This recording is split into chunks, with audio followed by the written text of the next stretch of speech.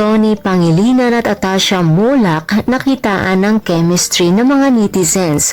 Kamakailan nga lamang ay nag-guest si Donnie Pangilinan sa Eat Bulaga para i-promote ang pelikula niya na Good Game the Movie. At dito maraming nakapansin ng mga netizens na bagay daw sina Donnie at Atasha.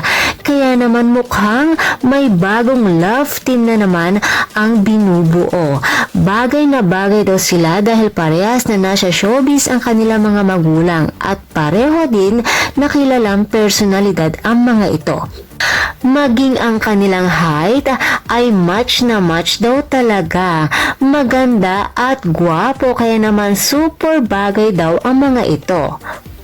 Maganda daw sana kung bigyan sila ng teleserye dahil malakas daw di umano ang dating nila as an on-screen partner. Sabi pa ng iba, naku nalintikan na, parang mas bagay daw sina Atasha at Donnie kesa kay Belle.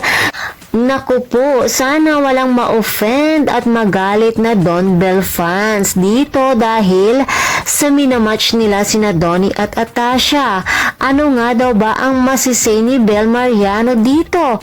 Subalit ito'y opinion at observation lamang ng mga fans. Kaya nakikiusap ang mga ito na sana lamang daw ay wag naman i-bash sina Atasha, Donnie, maging si Bel dito.